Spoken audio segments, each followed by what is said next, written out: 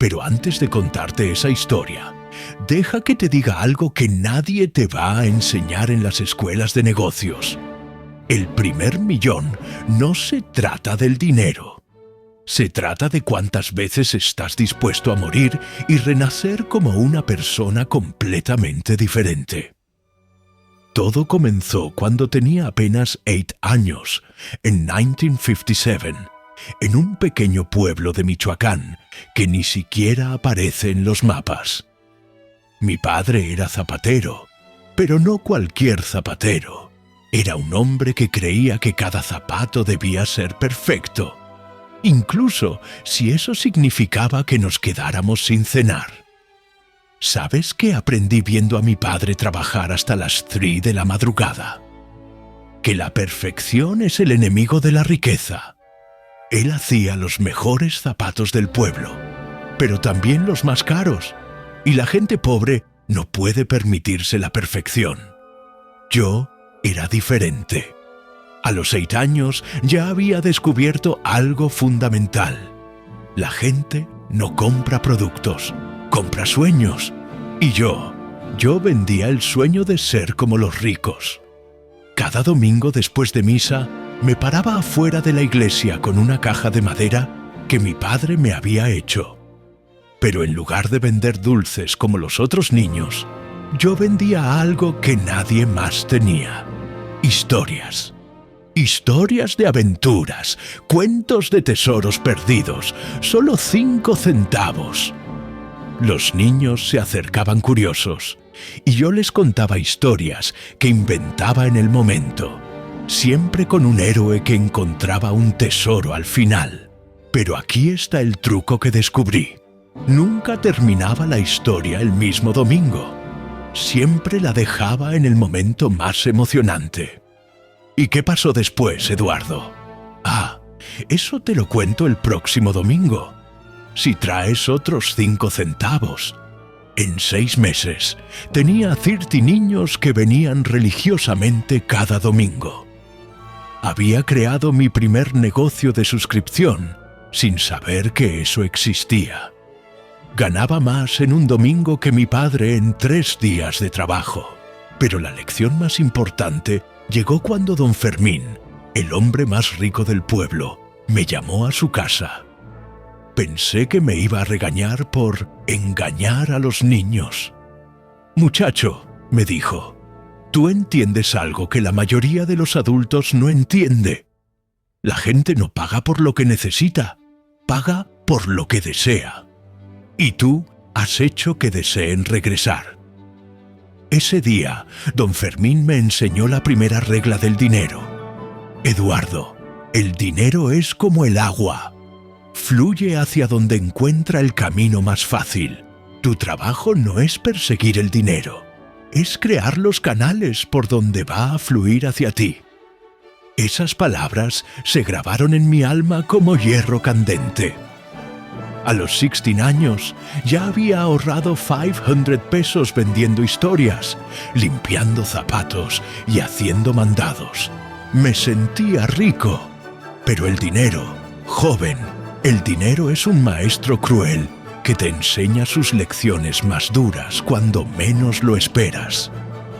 Mi hermano mayor, Roberto, había conseguido trabajo en la Ciudad de México.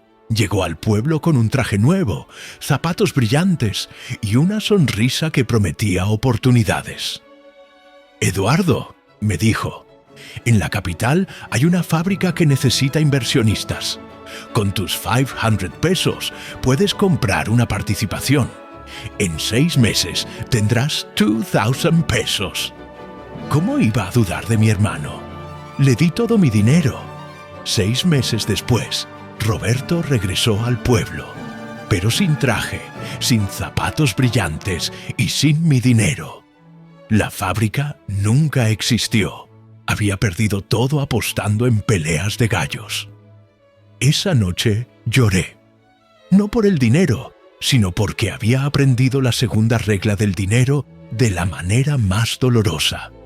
Nunca confíes en alguien más con tu futuro, ni siquiera si es tu hermano. Pero algo extraño pasó mientras lloraba. Entre las lágrimas comencé a planear, no cómo recuperar el dinero perdido, sino cómo hacer que esa pérdida fuera la mejor inversión de mi vida. Me fui a la capital con 50 pesos que había escondido en el zapato.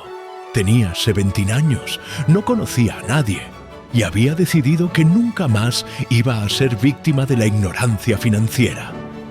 Conseguí trabajo en una fábrica textil, ganando 20 pesos a la semana. Pero durante el día observaba, escuchaba, aprendía. Veía cómo los dueños hablaban, cómo se vestían, cómo tomaban decisiones. Por las noches, en lugar de irme a beber con los otros trabajadores, iba a la biblioteca pública.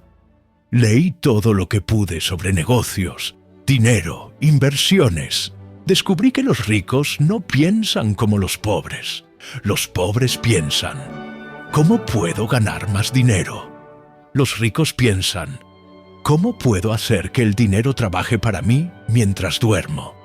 Después de un año trabajando y estudiando, había ahorrado 800 pesos. Pero esta vez no iba a cometer el mismo error. Esta vez yo iba a controlar cada centavo. En 1975, cuando tenía 26 años, ocurrió algo que cambió mi perspectiva para siempre. Una crisis económica golpeó México y la fábrica donde trabajaba cerró de la noche a la mañana. Cientos de trabajadores se quedaron sin empleo. Pero yo ya no pensaba como empleado. Pensaba como cazador de oportunidades. Mientras todos se lamentaban por la pérdida de sus empleos, yo veía algo diferente. La fábrica había cerrado, pero toda la maquinaria seguía ahí. Los dueños querían deshacerse de todo rápidamente porque necesitaban dinero en efectivo. Con mis 800 pesos ahorrados, más 1,200 que conseguí prestados de 3 compañeros de trabajo, prometiéndoles devolverles el doble en 6 meses, compré 3 máquinas de coser industriales por una fracción de su valor real. Pero aquí viene la parte que nadie esperaba. No abrí una fábrica. En su lugar, renté las máquinas a mujeres del barrio que sabían coser pero no tenían equipo. Señora María, le decía, usted pague 50 pesos a la semana por la máquina y todo lo que produzca es suyo. En un mes tenía 8 mujeres rentando mis máquinas. Cada una me pagaba 200 pesos al mes y yo ganaba 1,600 pesos mensuales sin tocar una sola aguja. Pero la verdadera genialidad vino después. Me di cuenta de que estas mujeres producían ropa hermosa, pero no tenían cómo venderla. Entonces me convertí en su representante de ventas. Iba a las tiendas del centro con muestras de su trabajo. Mire, señor comerciante, puedo conseguirle 50 vestidos de esta calidad por la mitad del precio que paga a sus proveedores actuales. Tomaba los pedidos, regresaba con las mujeres, coordinaba la producción y me quedaba con el 30% de las ganancias. Las mujeres ganaban más que cuando trabajaban en la fábrica. Los comerciantes pagaban menos que a sus proveedores anteriores. Y yo estaba construyendo mi primer imperio. En 6 meses había pagado todas mis deudas y tenía 50 mujeres trabajando para mí.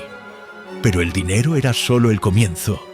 Lo que realmente había descubierto era algo mucho más valioso: el poder de conectar necesidades. Los ricos no crean riqueza de la nada.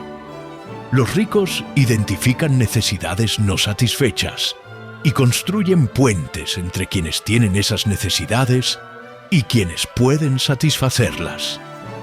Sin embargo, el éxito trae sus propios peligros, y yo estaba a punto de aprender una lección que casi me cuesta todo.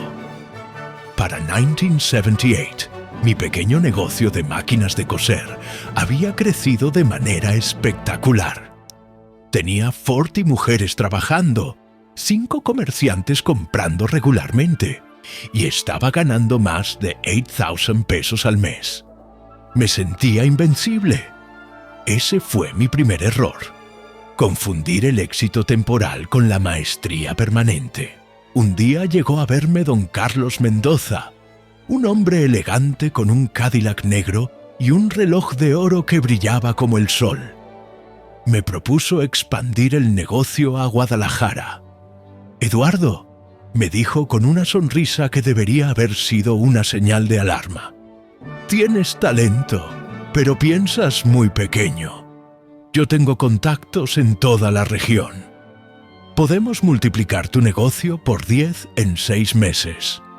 Me ofreció una sociedad. Él pondría los contactos y el capital inicial para la expansión. Yo pondría mi experiencia y mi sistema. Dividiríamos las ganancias 50-50. La codicia, joven, es como una droga. Te hace ver oportunidades donde solo hay trampas. Invertí todos mis ahorros, 100,000 pesos que había acumulado en 3 años, en la expansión a Guadalajara. Compré 30 máquinas nuevas, renté una nave industrial, contraté supervisores. Por 2 meses todo parecía perfecto. Las ventas se dispararon, los pedidos llegaban por docenas, y yo ya me imaginaba siendo millonario antes de cumplir 30 años. Entonces llegó el día que casi me mata financieramente. Don Carlos desapareció. Simplemente se esfumó con todo el dinero de las cuentas por cobrar. Más de 80,000 pesos. Descubrí que había estado usando mi nombre para conseguir crédito con proveedores. Y ahora yo debía más de 150,000 pesos que no tenía. En una semana pasé de sentirme rico a estar quebrado. Pero no solo quebrado. Estaba endeudado más allá de mis posibilidades de pago. Los acreedores comenzaron a llegar a mi casa. Las amenazas no se hicieron esperar. Mi esposa, Carmen, que estaba embarazada de nuestro segundo hijo, lloraba todas las noches. Mi hijo mayor, de apenas 4 años, me preguntaba por qué los hombres enojados venían a gritar a papá. Esa noche, sentado en mi cocina con 73 centavos en el bolsillo, tomé la decisión más importante de mi vida. Podía declararme en quiebra, podía huir a otro estado, podía rendirme y buscar trabajo como empleado otra vez, o podía hacer algo que nadie esperaba. Decidí enfrentar a cada acreedor personalmente y negociar. Pero no iba a negociar como un hombre quebrado suplicando piedad. Iba a negociar como un empresario con un plan. «Señor Rodríguez», le dije al primero, «usted puede llevarme a juicio y tal vez recuperar el 10% de lo que le debo en 5 años. O puede confiar en mi plan y recuperar el 100% más intereses en 18 meses». Le presenté números, proyecciones, un plan detallado de cómo iba a reconstruir el negocio. Algunos aceptaron, otros no, pero conseguí tiempo, y el tiempo, en los negocios, es más valioso que el dinero. Con las deudas reorganizadas, tenía 18 meses para crear un milagro. Pero ya no tenía capital, equipos ni credibilidad. Lo único que tenía era experiencia y una lección muy cara. Nunca más dependería de una sola fuente de ingresos. En lugar de intentar reconstruir el mismo negocio, hice algo completamente diferente. Analicé qué había funcionado realmente bien en mi modelo anterior y qué había sido un error. Error: depender de socios que no conocía realmente. Éxito: conectar necesidades de diferentes grupos. Error: crecer muy rápido sin control. Éxito: entender que el verdadero dinero está en la coordinación, no en la producción. Entonces, desarrollé lo que yo llamé la estrategia de los pequeños gigantes. En lugar de una gran operación, Creé 5 pequeños negocios independientes pero relacionados. Negocio 1. El banco de máquinas. Compré máquinas usadas y dañadas por casi nada. Las reparaba yo mismo. Había aprendido viendo a mi padre trabajar con herramientas y las rentaba a precio justo. Negocio 2. La academia de costura. Por las tardes enseñaba a mujeres jóvenes a coser. Cobraba 200 pesos por un curso de 3 meses. Pero el verdadero negocio era que al final del curso les ofrecía trabajo rentando mis máquinas. Negocio 3. La cooperativa de compras. Las costureras necesitaban materiales. Yo organizaba compras grupales de tela, hilos, botones. Conseguía precios de mayoreo y cobraba una pequeña comisión. Negocio 4. El servicio de distribución. Muchas costureras producían bien, pero no sabían vender. Yo recogía sus productos y los distribuía en tiendas, mercados, incluso vendía de puerta en puerta. Negocio 5. El crédito comunitario. Las mujeres a menudo necesitaban dinero rápido para materiales o emergencias. Yo prestaba pequeñas cantidades con intereses justos pero rentables. Cada negocio generaba pocos ingresos individualmente, pero juntos creaban un ecosistema que se alimentaba a sí mismo. Una mujer venía a aprender, rentaba una máquina, compraba materiales a través de mí, vendía sus productos a través de mí, y cuando necesitaba dinero extra, me pedía un préstamo. Pero la verdadera genialidad del sistema era que no dependía de ningún cliente específico. Si una costurera se iba, había 5 más esperando. Si un comerciante dejaba de comprar, tenía otros 10. En 12 meses había pagado el 60% de mis deudas. En 18 meses había pagado todo, con intereses. Y tenía más de 50,000 pesos ahorrados. Pero algo más importante había pasado. Había construido una reputación. La gente en el barrio me conocía como el hombre que siempre cumple su palabra. Los acreedores que habían confiado en mi plan ahora me recomendaban con otros empresarios. Sin embargo, el verdadero salto al millón vino cuando menos lo esperaba, de la fuente más inesperada.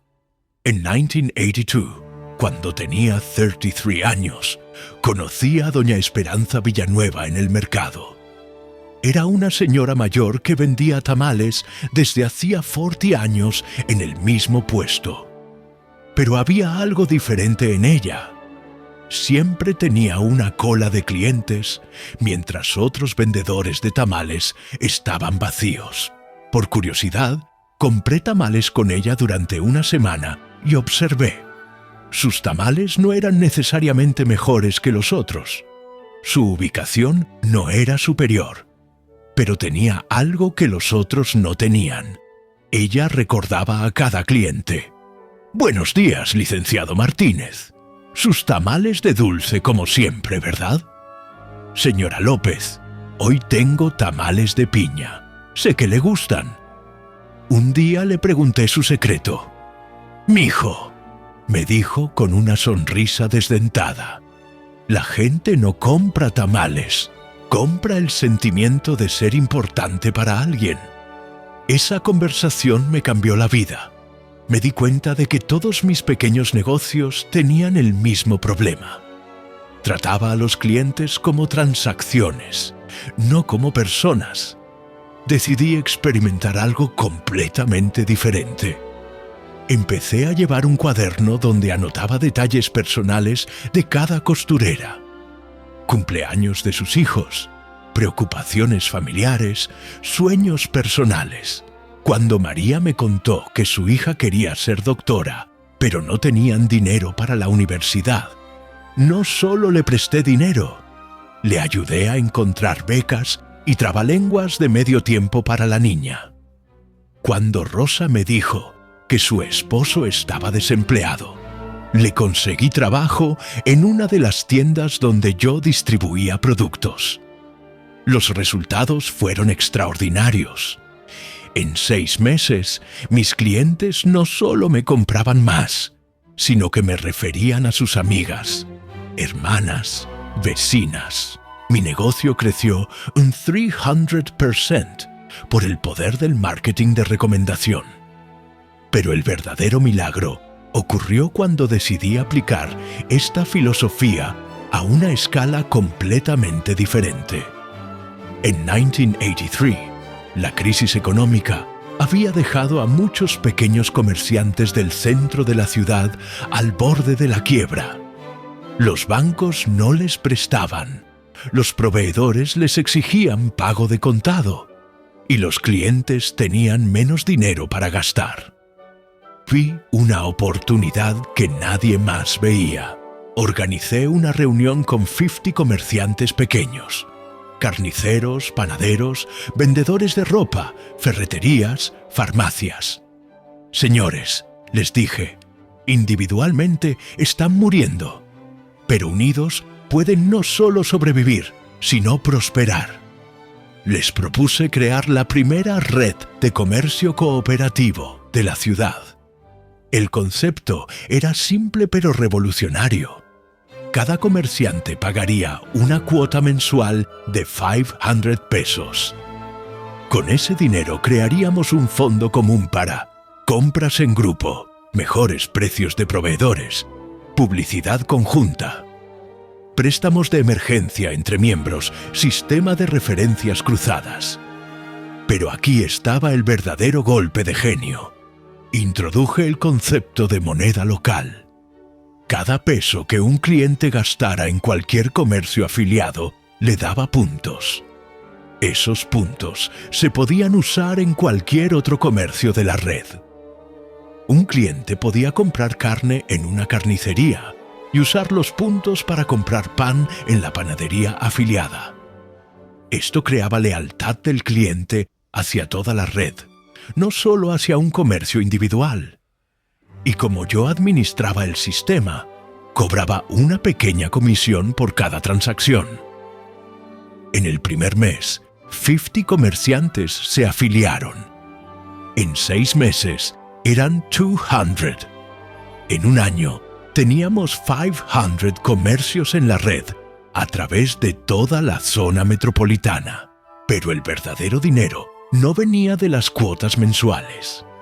Venía de los servicios adicionales que la red demandaba. Servicio de contabilidad para pequeños comercios, seguros grupales, servicios legales básicos, capacitación en ventas y atención al cliente, sistema de crédito para inventario. Cada servicio generaba ingresos adicionales. Y como tenía 500 clientes cautivos, los márgenes eran extraordinarios. Para finales de 1984, mis ingresos mensuales superaban los 80,000 pesos. Tenía empleados, oficinas y por primera vez en mi vida, dinero trabajando para mí en lugar de yo trabajando para el dinero. Pero la lección más importante que aprendí durante este periodo no fue sobre dinero, fue sobre poder. El dinero te da opciones, pero el poder real viene de hacer que otras personas sean más exitosas a través de tu éxito. Cuando mis comerciantes afiliados ganaban más dinero, yo ganaba más dinero. Cuando sus negocios crecían, mi negocio crecía. Había descubierto el secreto que separa a los millonarios de los que solo sueñan con serlo. La riqueza real no se trata de tomar una porción más grande del pastel. Se trata de hacer que el pastel sea más grande para todos. En septiembre de 1985, cuando mi fortuna personal ya superaba los 800,000 pesos y el millón estaba al alcance, la tierra tembló. Literalmente, el terremoto del 19 de septiembre de 1985 no solo sacudió los edificios de la Ciudad de México, sacudió mi mundo entero. En 90 segundos perdí mi oficina principal, edificio colapsado, 120 comercios afiliados, locales destruidos o dañados, más de 400,000 pesos en cuentas por cobrar de negocios que ya no existían. Mi casa, grietas estructurales que la hicieron inhabitable. Esa noche, mi familia y yo dormimos en el coche. Mis 3 hijos preguntaban por qué no podíamos ir a casa. Mi esposa Carmen, embarazada de nuestro 4.º hijo, trataba de no llorar para no asustar a los niños. Yo calculaba mentalmente. Después del terremoto, me quedaban aproximadamente 180,000 pesos en activos líquidos. Tenía deudas pendientes por 320,000 pesos. Y acababa de perder la fuente de ingresos que me generaba 80,000 pesos mensuales. Matemáticamente, estaba quebrado otra vez. Pero algo había cambiado en mí desde la primera quiebra. Esta vez no solo tenía dinero, tenía relaciones, reputación y conocimiento.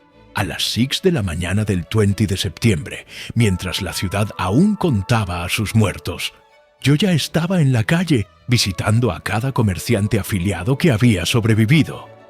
No iba a pedirles dinero. No iba a quejarme de mis pérdidas.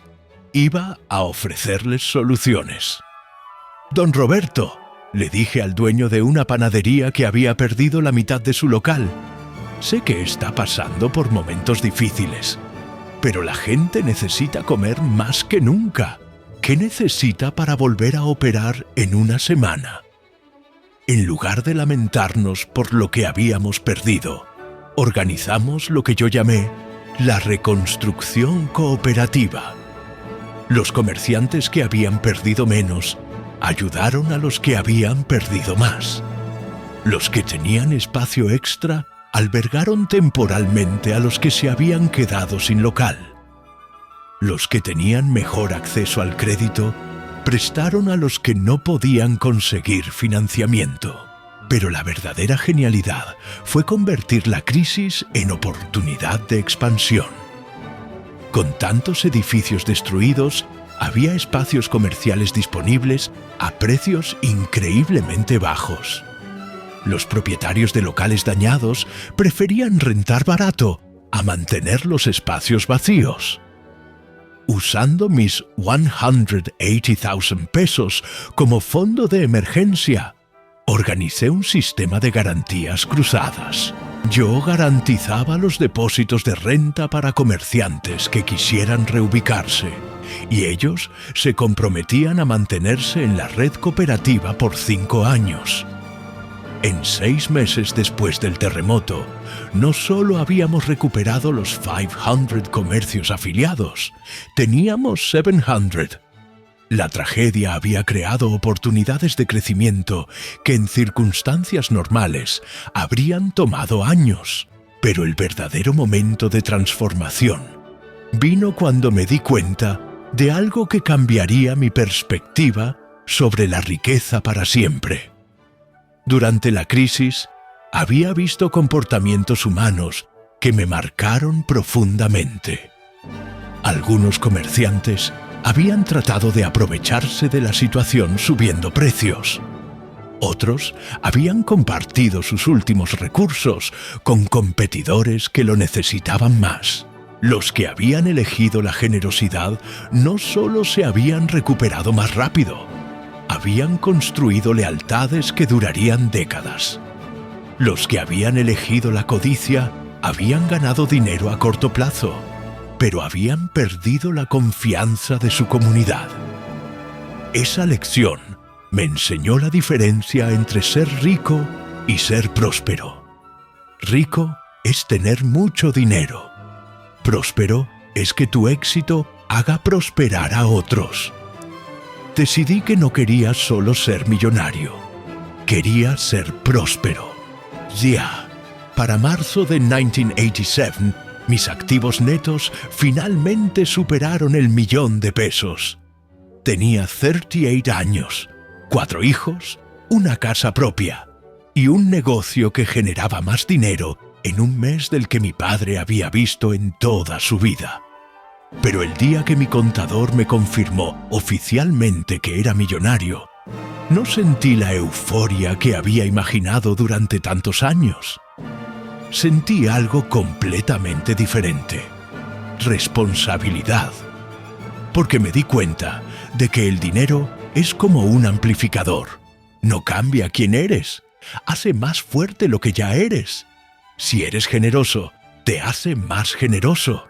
Si eres egoísta, te hace más egoísta. La pregunta que me mantuvo despierto esa noche no fue ¿cómo hago más dinero?, sino ¿para qué sirve este dinero? Mi esposa Carmen me encontró sentado en el estudio a las 2 de la mañana, mirando los números en mis estados financieros. ¿Qué pasa, Eduardo?, me preguntó. ¿No deberías estar celebrando? Amor, le dije, he pasado 20 años persiguiendo un número. Ahora que lo tengo, me doy cuenta de que el número no era la meta. Era solo el comienzo. Le conté sobre todos los comerciantes que habían crecido junto conmigo. Las familias que ahora vivían mejor porque sus negocios prosperaban. Los jóvenes que habían encontrado trabajo en empresas afiliadas a nuestra red. No soy millonario porque tengo 1 millón de pesos, le dije. Soy millonario porque he ayudado a crear miles de oportunidades para otras personas. Esa realización cambió fundamentalmente mi relación con el dinero.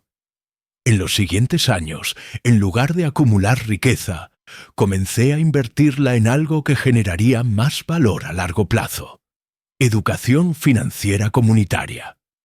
Abrí lo que llamé la Universidad del Comercio Popular.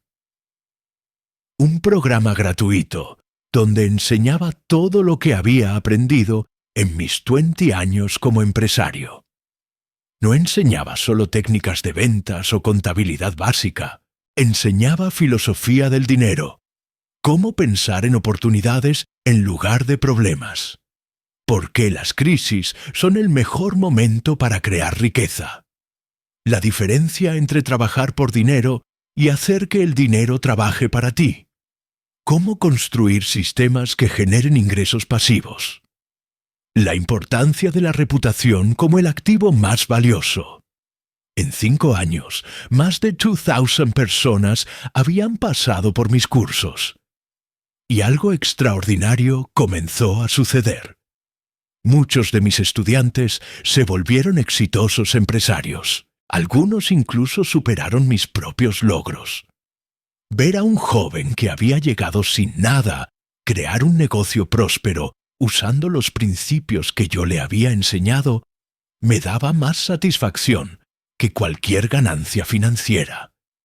Pero la lección más profunda la aprendí de uno de mis estudiantes más exitosos, un joven llamado Miguel, que había convertido un pequeño taller de reparación de radios en una cadena de tiendas de electrónicos. Maestro Eduardo, me dijo un día, usted siempre nos enseña que el dinero debe trabajar para nosotros, pero creo que hay algo más importante. Nosotros debemos trabajar para algo más grande que el dinero. Tenía razón. El primer millón me había enseñado que podía crear riqueza. Pero los años después del primer millón me enseñaron para qué sirve la riqueza. La riqueza verdadera no es lo que acumulas, es lo que generas para otros. No es cuánto tienes, sino cuánto puedes dar sin empobrecerte. Hoy, a los 76 años, mi patrimonio es mucho mayor que ese primer millón que perseguí con tanta intensidad. Pero mi verdadera riqueza no está en mis cuentas bancarias. Está en las